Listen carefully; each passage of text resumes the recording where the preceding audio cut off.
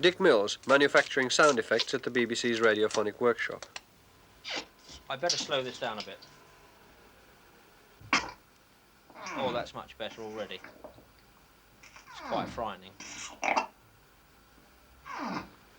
add some of this to it. Let's see. Dick Mills has worked on many Doctor Who programmes, including the Talons of Weng-Chiang. At the final stage of putting together the background effects and music, Dick works in close collaboration with composer Dudley Simpson. Is Casey, remember, mum's the word.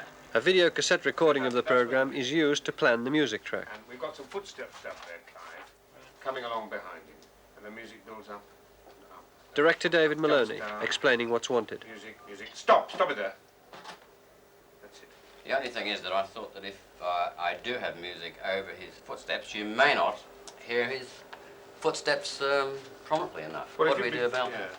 Rewind that, will you? I was going to suggest that if you time this first section for me, I'll have a rough idea of how much music I have to create for this, where the Chinese doll jumps out on him, you see. So what do you think? What instruments does he do?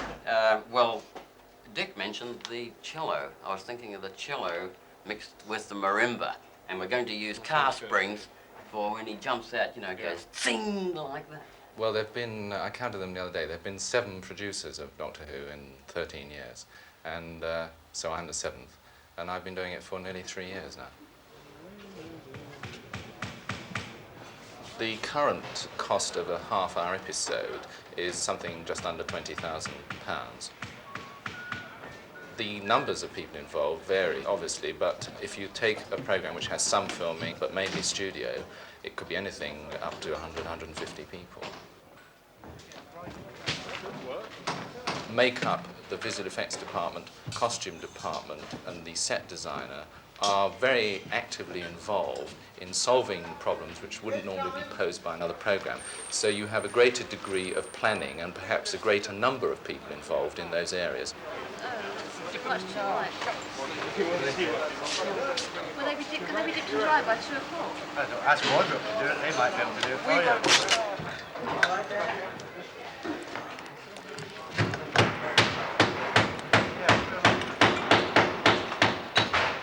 you. We very rarely have scenes which can be shot virtually continuously. Once the actors get into the studio, they unfortunately take second place to the effects, whether they be electronic effects, which we're messing around with up in the gallery, or practical effects, which are actually happening on the studio floor. Well, stick it over that side, would you? Because we may use it later. But the big square one with the fiberglass is the one that goes there. The set designer, Roger Murray Leach, was responsible for the large dragon in the Talons of Weng-Chiang. And working from the script, he decided how he would tackle this dragon.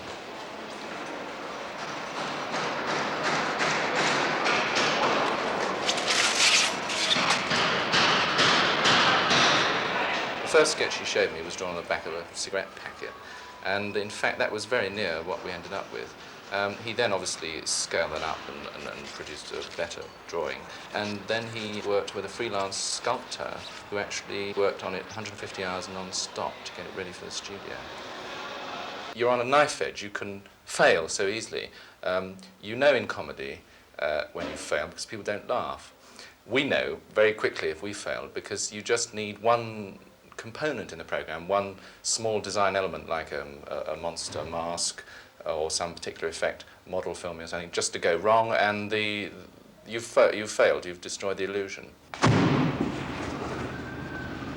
Too much flame there. We'll just use the gunpowder. I work by a rule of thumb that 50% of visual effects won't work.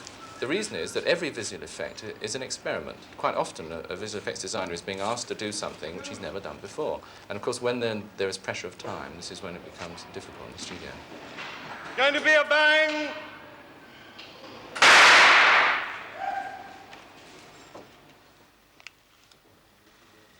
Now you've got to have safety pins up, you see. Oh, yes, you have to have... No. Yeah, it is, yes. Oh, we'll have the mask on. I think John Bloomfield has had more practical problems in this one story than a lot of designers have had in a whole season of Doctor Who. And he's, I think, solved them brilliantly. He's made 2 masks. One is for Mr. Sin, which I think are very practical. In other words, you can hear the actor and they work actually on the screen. They create the illusion. Is that comfortable? It's not falling off, is it? The actor is going to be in the studio for about 12 hours, and if you make anything that's too heavy or traps his head in a sort of suffocating way, he just won't be able to perform. And do your jaw. I hope we can have more mechanical air than that. It's hard work. See what it looks like with some fur on, shall we? Yes. Costume designer John Bloomfield also devised the giant rat for the Talons of Weng-Chiang. Now there's the centre point. He's working here with his assistant, Jerry Scott, who recently retired from designing costumes at Glyndebourne. God, it's going to be quite heavy. It is.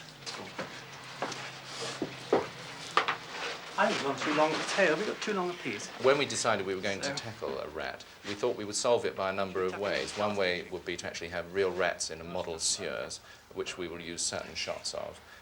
But we wanted the rat to actually perform specific actions. It actually has to get hold of somebody's leg. It has to, as it were, act on cue. Now, the only way of solving that really is to actually put somebody inside a costume and get them to perform. So it fell to John to design the costume. One of the perennial problems of a monster, whether they are a speaking monster or whether they are simply an articulating monster, is to get a believability in the way they actually move, particularly the jaw movement. And in this case, I think John came up with a very simple but effective solution of totally detaching the lower jaw of the rat and attaching it to a sort of rugby scrum cap, which the actor wore inside the mouth of the rat. So you've got a great degree of movement. Right. Let's just try. Okay, you keep your eye on the hole through there. Do you want those two, if you want the little finger that you can tape together, it's up to you. There. That's it. Now the action is to keep it really very tight, and they run sort of, you can't see me, but like horses' front legs do, you know, 1, 2, 1, 2, 1, 2, 1, 2. Not like that. We're still trying to finish it off yesterday. This morning. 10 minutes ago. Right. And your hands down too, for that matter. Down here? Yes. Because ostensibly your hands are in water as you're coming along, you see. You're running in water, those are your legs. And when you come forward to us in close-up, it'll work very well. In a way, the audience poses a paradox to us, because on the one hand they want us to be totally convincing and create a total illusion. On the other hand, if we do that successfully, sometimes we become too frightening. I've worked on the program for nearly 3 years, and even now I get surprised by some of the effects we create. It's to do, I think, with the actor, basically. You can look at a mask that's been made, look at it in the visual effects workshop. You can even look at it on the actor in makeup when you have tests before you actually go into the studio. And although you know it's quite frightening, you're probably laughing and joking about it, and you think, well, that'll be okay. Then when you actually see the actor playing the scene, something happens, something which you've never been able to predict, because he's only now acting at his peak, and the camera's only now exactly in the right position. And sometimes it's really quite shocking. It's almost finished now. Cold, is it?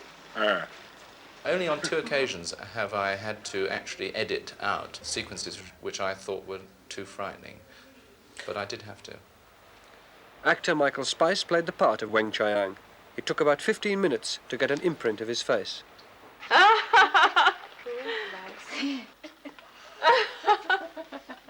Heather Stewart had a particular problem concerned with the character Greel, or Weng-Chiang is the same character.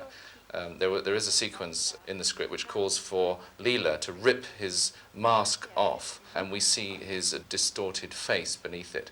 I was very concerned about this because obviously for it to have an impact it had to be quite gruesome. On the other hand, we can't leave it on the screen for very long, so it is just a flash on the screen. On the other hand, of course, Heather has spent days and weeks planning this one effect for what is on the screen for 1 second.